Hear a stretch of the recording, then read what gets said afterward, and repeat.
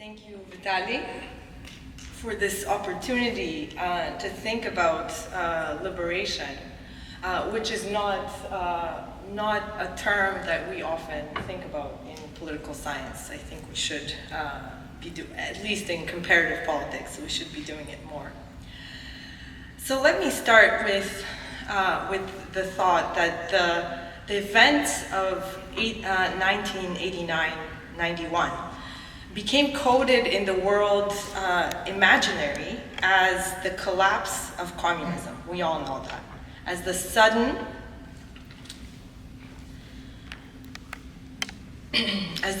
demise of the Eastern European and Soviet regimes. Like the Berlin Wall, communism broke down from one day to the next and for good.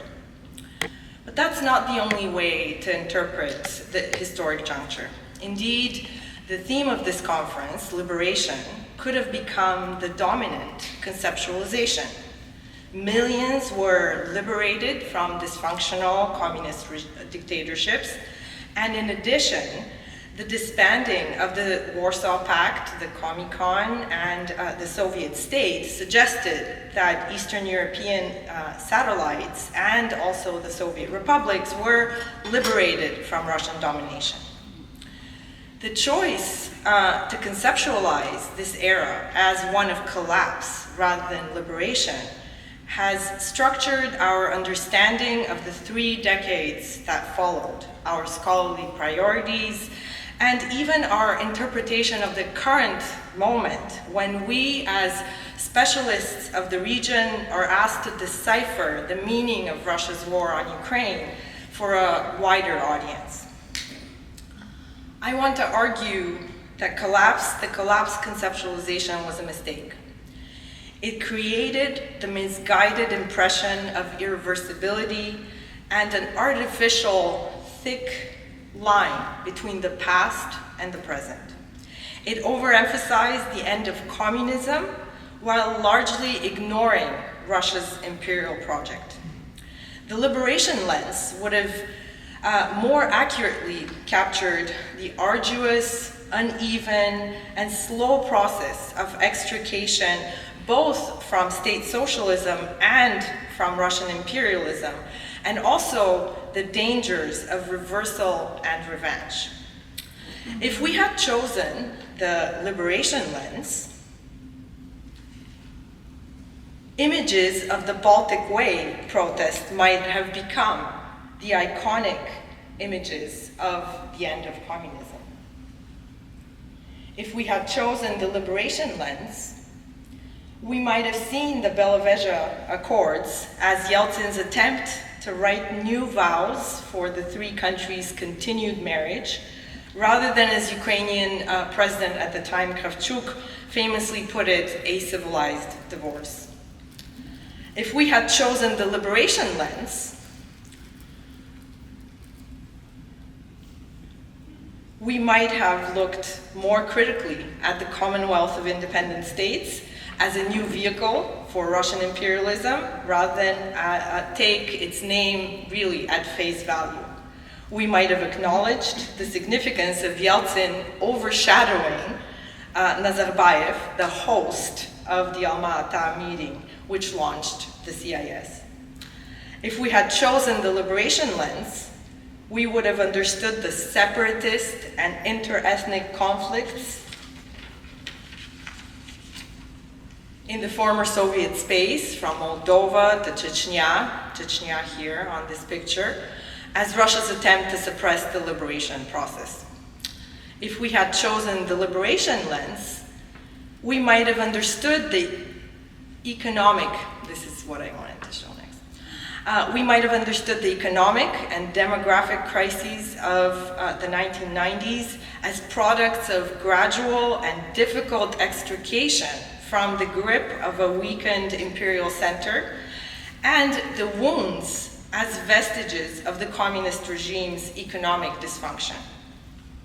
If we had chosen the liberation lens, we would have better appreciated the exhilarating newfound liberty of the post-authoritarian 90s, the freedom of movement, speech, conscience, assembly, and cultural exchange, And we might have noted earlier that these winds of change vanished alarmingly quickly in Russia.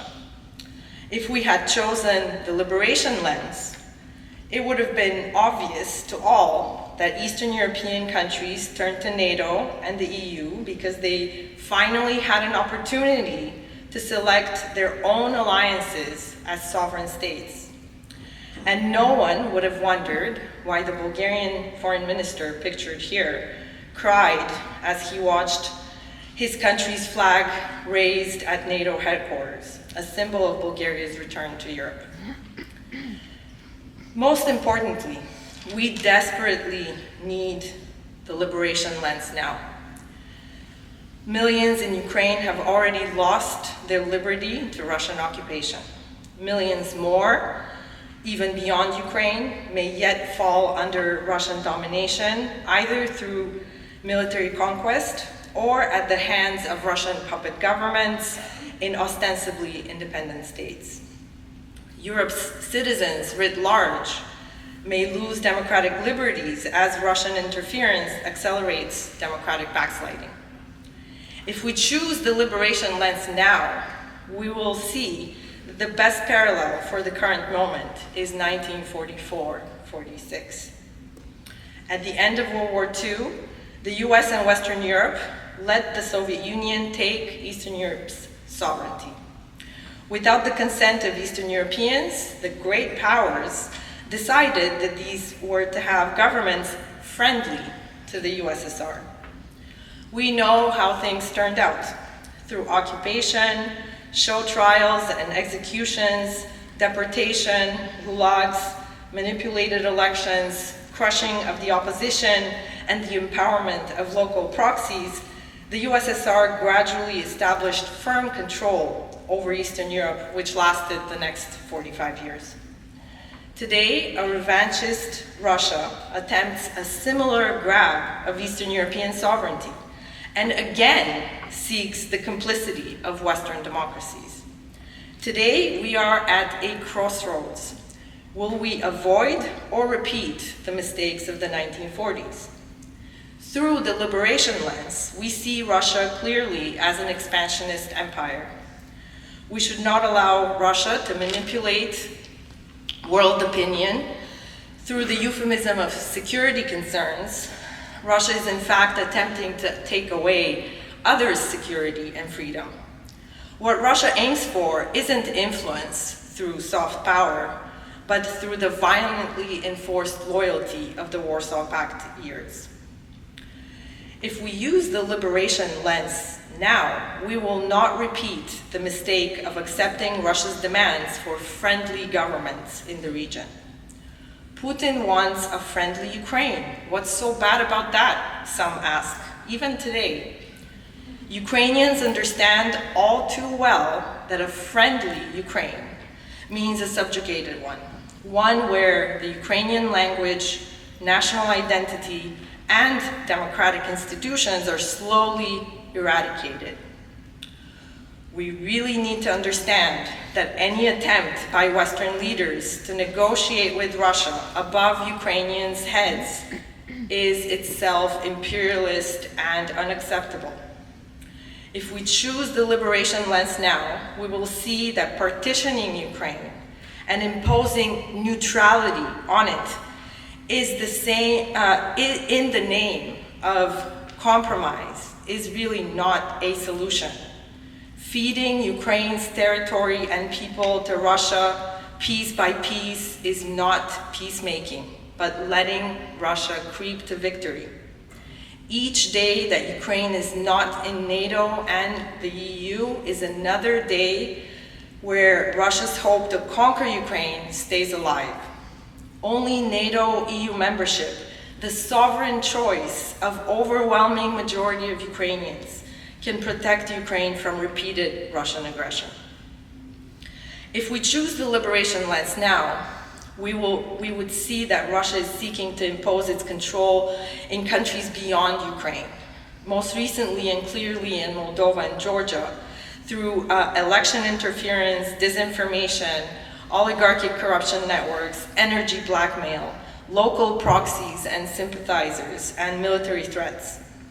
We should recognize that Russia's repeated calls for NATO to roll back its enlargement to 1997 lines reveal its ambition to re-establish dominance all over Eastern Europe. If we choose the liberation lens now, we would understand that if Russia manages to win through force and nuclear blackmail, liberty and democracy all over the world will be in danger as nuclear-armed dictatorships decide to try this promising strategy for themselves. 35 years after 1989, the process of liberation from Russian imperialism is still unfinished. Fearful and indecisive Western leaders are sleepwalking into another betrayal of Eastern Europe and another division of Europe into free sovereign states and Russian-occupied or dominated vassals.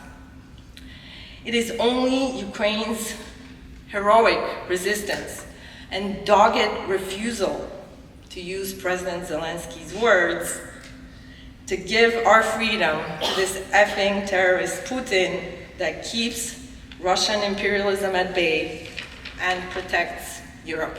Thank you.